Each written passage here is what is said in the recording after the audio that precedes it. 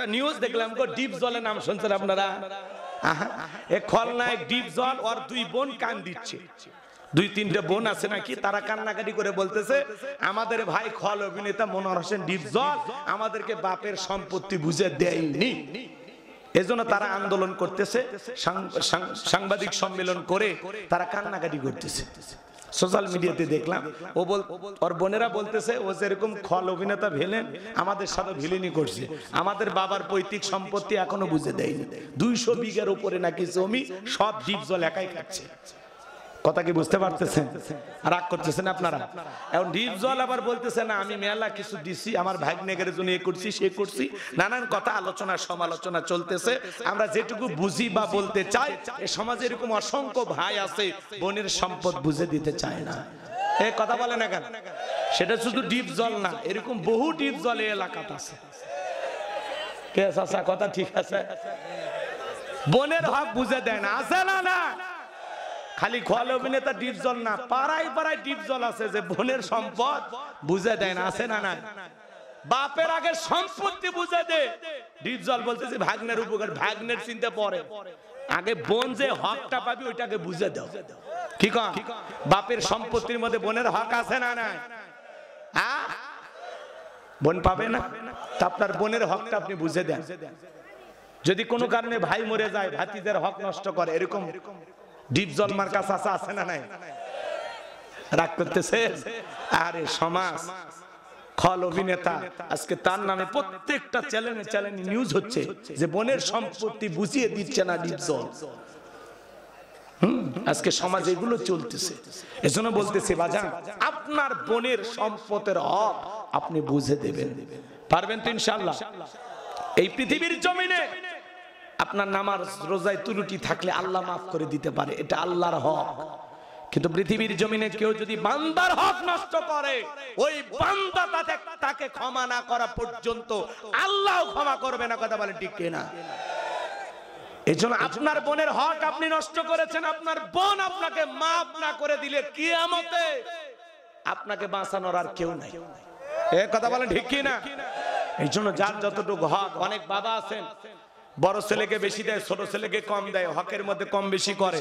মেয়েরা পাবে 2 বিঘা 10 শতক দিয়ে পাও ধরে আর কয় মা এইবারই হজে যাচ্ছি, খানায় খাবার গিলাপ ধরে তোর জন্য দোয়া করব।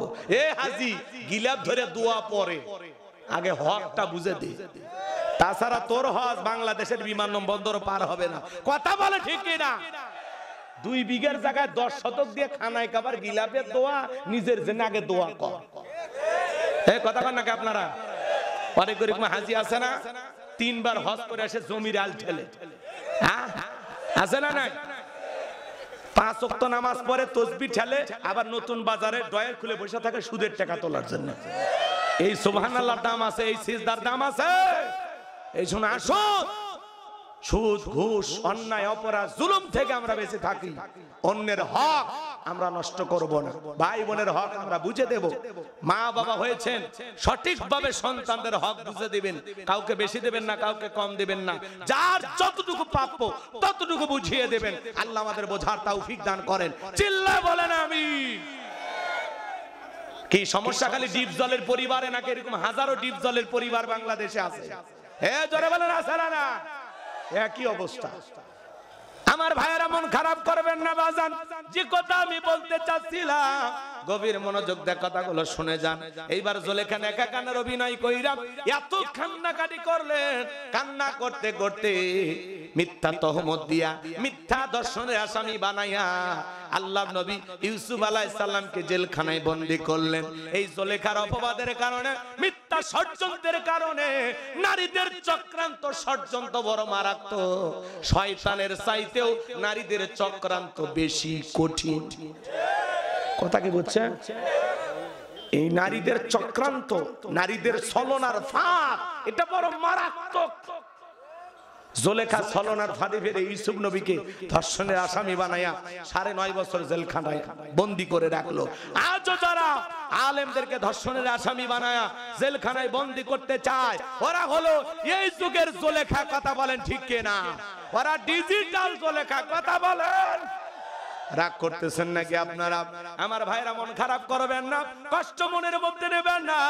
এ তরুণ যুবকেরা পা দুটা গায়ে দে শোনা, আমি মুসাফির, তোদের দুইটা পা ধরে বলে যাই, পুলিশে ধরলে বাঁচবি, র্যাবে ধরলে বাঁচবি, কিন্তু কোন নারীর ছলনার ফাঁদে, মায়ার জালে, রূপের জালে একবার যদি পা টাটকা যায়, ফান্দে পড়িয়া বগা কান্দে রে, সারা জীবন কেঁদেও ওই কাল নাগিনীর বিষাক্ত সবল থেকে তোরা বাঁচতে পারবি না। ওরা ছেলেদের ভালোবাসে না, ওরা ছেলেদের মন নিয়ে এখন ব্যবসা বাণিজ্য করে। যে যত দামি গিফট করে তারে তত বেশি ভালোবাসে। আকাশের রং ধনু যেরকম মুহূর্তে মুহূর্তে রং বদলায়, নারীরা এরকম মুহূর্তে মুহূর্তে প্রেমিক পাল্টায়, পুরুষ পাল্টায়। এজন্য ওদেরকে আর বিশ্বাস করা যাবে? বিয়ের আগে কোন ধরনের অবৈধ প্রেম ভালোবাসা করা, আপনার প্রেম আবেগ ভালোবাসা সব জমায় রাখেন আপনার বিবির জন্য। যারে কবুল বইলা মহারানা বুঝে দিয়ে ঘরে তুলবেন, তার জন্য আপনার ভালোবাসা। আপনি হবেন স্বামী নামের পৃথিবীর সেরা প্রেমিক। সব ভালোবাসা কার জন্য? নাই নাই, এই আপনাকে বউ নাই, সব কি এতিম নাকি আপনারা? তাহলে বলেন আপনার জীবনের সব ভালোবাসা কার জন্য? বইয়ের জন্য। কার জন্য? হালাল স্ত্রীকে এক লোকমা খাবার যদি কোন স্বামী স্ত্রীর মুখে তুলে খাওয়ায়, আল্লাহ রাস্তায় সদকা করলে যে সব, স্বামীর আমল নামায় আল্লাহ সেই সব লিখে দেয়। আর আপনি বউরে না খাওয়ায়া বান্ধবীরে নিয়ে তো ফুসকে তুলে খাওয়াইতেছে। নিজের মা বাবারে কোনোদিন ডাব কিনা খাওয়ায় না, বান্ধবীর চেহারাটা মলিন দেখে বলতেছে এই যে ডাবটা খাও একটু ফ্রেশ লাগবে। বান্ধবী পাইপ দিয়ে ডাব খাইতেছে, ছেলেটা বলতেছে কিছু মনে না নিলে আমি একটু আর একটা পাইপ তোমার মুখে লাগায় খাইতে চাই। কি আপডেট জামানা আছে না নাই? এজন্য তরুণ যুবক, বিয়ের আগে কোন ধরনের অবৈধ প্রেম ভালোবাসা করা যাবে? এই যুব সমাজের চরিত্র নষ্ট করছে এই মোবাইল। কথা কন না কেন ভাই? এই মোবাইলের ওজন কম, কিন্তু মোবাইলের মাধ্যমে পাপের ওজনটা অনেক বেশি। বুড়া চাচা ৮০-৯০ বছর বয়স হয়ে গেছে তাও ঠেলে আছে না না? হাই রে মোবাইল ভাই, এই মোবাইলের নিশা। রাতের 10টা 11টা 12টা বাজে ছেলে মেয়ে জানালা দরজা লাগাইয়া, একা একা ঘরের দরজা লাগাইয়া মোবাইলে উল্টা পাল্টা ভিডিও দেখে, ল্যাপের ভিতর কম্বলের ভিতর সেই ভিডিও। কথা বলেন, কথা বলেন। তাহলে আমাদের এই মোবাইলের কারণে পাপ কমছে না বাড়ছে? ঘন্টার পর ঘন্টার সময় আমরা মোবাইলে নষ্ট করতেছি। কথা বলে ঠিক না? আমি কি এক লাইন বলবো? রাগ করবেন না। ও দেশে মোবাইল আইছে, চিঠি বন্ধ হইয়াছে, দিওয়ানা বানাইছে, পোলা মাইয়ার মনের কথা ভাসে বাতাসে। ও দেখো পোলা প্লানের মন বাদা ফেসবুকে এখন, মোবাইলে চ্যাটিং কইরা কাটায় সারাক্ষণ। এই মোবাইল পাইয়া দেখো মদনের মাইয়া, এই মোবাইল পাইয়া দেখো রমজানের মাইয়া কি কাণ্ড ঘটাইছে। স্বামী সংসার রাইখা নাকি পালাইয়া গেছে। 2 বাচ্চার মা, 4 বাচ্চার মা পরকে প্রেম করে আর একটা ছেলের হাত ধরে পালিয়ে যায়। যে নারী স্বামী রেখে সন্তান রেখে আর একটা পর পুরুষের হাত ধরে পালিয়ে যেতে পারে, ওটা নারী জাতির কলঙ্ক, ওটা রাক্ষসী ডাইনি কাল নাগিনী। আর জন্মই হয়েছে পুরুষের জীবন খাওয়ার জন্য। হে মহিলা, ও মা, ও বোন, কেমনে পারলাম মা স্বামী রেখে সন্তান রেখে আর একটা পর পুরুষের হাত ধরতে? কেমনে পারো মা? তোমার কি ভয় লাগে না? হে কথা কন।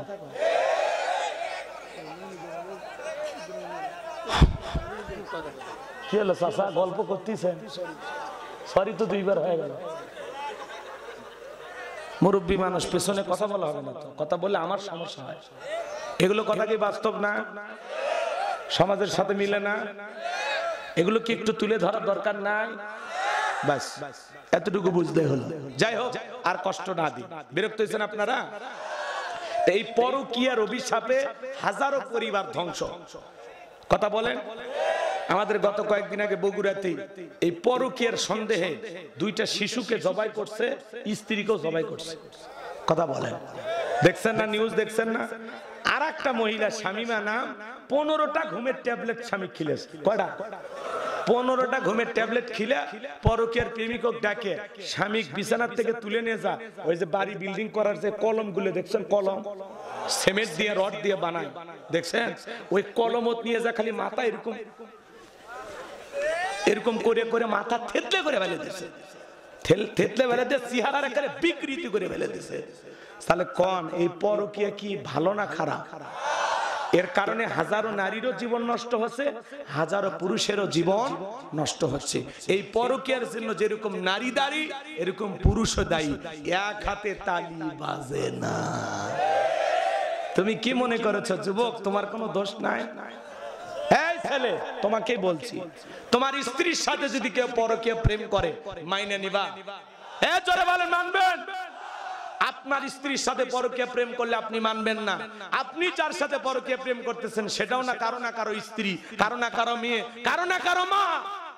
কথা বলেন। খবরদার যুবক, বউ নাই, বিয়ে করতে মনে চায়, যাও। কত গরিবের মেয়ে আছে বিয়ে হয় না, যাও বিয়ে করো, আল্লাহ খুশি হবে। যাও দায়িত্ব নাও। কত স্বামী পরিত্যক্তা বিধবা অসহায় নারী আছে, 2-3টা বাচ্চা নিয়ে জীবন চালানো কঠিন। যা বেটা দায়িত্ব নে, যা, আল্লাহ খুশি হবে। ওই জায়গায় দায়িত্ব নিবি না, তুমি আলগা খোঁজো, হ্যাঁ, অন্যের বইয়ের সাথে টাঙ্কি মারো, সময় টাইম পাস করো নাকি? আল্লাহ হেদায়েত দান করুক। একটু জোরে বলেন, আরেকটু জোরে বলেন। তাহলে আসুন এই যৌবন কালে আমরা গুনাহ থেকে নিজেকে বাঁচায় রাখি। মন চাইবে গুনাহ করতে। বাবা আপনি মনে করতেছেন হুজুর আমার 80 বছর বয়স হয়েছে, 60 বছর বয়স হয়েছে, আমি এলে মধ্যে নাই। চাচা আপনার 22 বছর ছিল, 25 বছর ছিল। ওই যে সয়ালা নৌকা চড়ে যমুনা চরের ভিতর ওই যে সাথে কে যেন ছিল, ওই দিনের ভিডিও ফেরেশতাদের কাছে এখনো আছে। এ কথা কোন ঠিক কি না? নবীর জামাই হযরত আলী রাদিয়াল্লাহু তাআলা বলেন, তোমরা যৌবনের তরনায় গুনাহ করো, একদিন তোমাদের যৌবন থাকবে না, আমলনামায় গুনাহটা ঠিকই লেখা থাকবে। এজন্য আসুন আমরা এই যৌবন কালে আল্লাহর ইবাদত করে কাটাবো। আল্লাহ রাসূল বলেছেন তোমরা যদি 2টা জিনিসের হেফাজত করতে পারো, একটা হলো 2 চলের মাঝখানে থাকা নরম জিহ্বা, আর 2 এর মাঝখানে থাকা লজ্জাস্থান, এই 2টা যদি কন্ট্রোল করতে পারো, আমি নবী তোমাদের জান্নাতের জিম্মাদারি নিলাম। বলুন সুবহানাল্লাহ। তাহলে আজকে থেকে আমরা কি গুনাহ ছাড়তে পারবো? অবৈধ প্রেম ভালোবাসা ছাড়তে পারবো? বাঁকা চোখে কোনো নারীর দিকে তাকাবো না, আমি শুধু চোখ দিয়ে তাকাবো আমার বিবির দিকে। মনে থাকবে তো ইনশাআল্লাহ? তাহলে 4 নাম্বার হলো ওয়াল্লাযীনা হুম লিফুরুজিহিম হাফিজুন, নিজের যৌবনটাকে সংযত রাখা, নিজের যৌবনটাকে কন্ট্রোল করা। মুমিনের 5 আর 6 নাম্বার গুণাবলী আল্লাহ রাব্বুল আলামিন বলেন ওয়াল্লাযীনা হুম লিআমানাতিহিম ওয়া আহাদিহিম রাউন। 5 নাম্বার হলো আমানত রক্ষা করা। এই জীবনটা আমানত, ছেলে মেয়ে আমানত, স্ত্রী সন্তান আমানত, বক্তার কাছে শ্রোতা আমানত, ইমামের কাছে মুসল্লি আমানত, শিক্ষকের কাছে ছাত্র ছাত্রী আমানত, নেতার কাছে দেশের জনগণ আমানত। বর্তমান ইউনূস সরকার বুঝেন না, দায়িত্ব আছে না, ওনার কাছে হলো 20 কোটি জনগণ আমানত। 5 নাম্বার আমানত রক্ষা করা। আমানতের খিয়ানত করা যাবে। কিয়ামতের আগে মানুষ আমানতকে লুটের মাল মনে করবে, আমানতের খিয়ানত করবে। যারই দায়িত্ব দেবেন রক্ষক হবে ভক্ষক। ওই যে কথায় আছে বেড়াই খেত খায়, কথা বলে রক্ষক হয় ভক্ষক। থানায় বিচার নিয়ে গেছে অনেক মহিলা, থানার পুলিশ ধর্ষণ করে ছেড়ে দেয়নি, ওই ধর্ষণেরই বিচার চাবার গেছে, উল্টো পুলিশ ধর্ষণ করে ছেড়ে দিচ্ছে। এই কথা কন, তার মানে রক্ষক হইছে ভক্ষক। বিপদে পড়ে কয়েক লাখ টাকা নিয়ে থানায় গেছে যে ভাই আমি বিপদে পড়ছি, কয়েক লাখ টাকা রাস্তায় পাইছি, রেখে দে। পরে কয়েকটা ইয়াবা দিয়ে চালান দিয়ে দিয়েছে। এরকম ঘটনা ঘটেনি? রক্ষক কবি ভক্ষক। আপনার এদিক খেয়াল করেন, এই পৃথিবীতে এমনও ঘটনা ঘটতেছে, রক্তের আত্মীয় যাকে আপনি দায়িত্ব দেন, যাকে আপনি বিশ্বাস করেন, সেই মানুষটা আপনার জীবনের সবচেয়ে বেশি ক্ষতি করতেছে। আর এমন ক্ষতি যা মুখ দিয়ে বলাও যায় না, প্রকাশও করা যায় না। কথা বলে ঠিক কিনা? এজন্য রক্ষক হয়ে যাচ্ছে কি ভক্ষক। যারে দিবেন আমানতদারি, তার পাহারাদার, ও হবে সবচেয়ে বেশি বড় শহীদার। ওই আপনার উপরে জুলুম করবে। কথা কি বুঝাইতে পারলাম? তাহলে 5 নাম্বার আমানত রক্ষা করা। সময় আমানত, জান মাল আমানত সবই আমানত।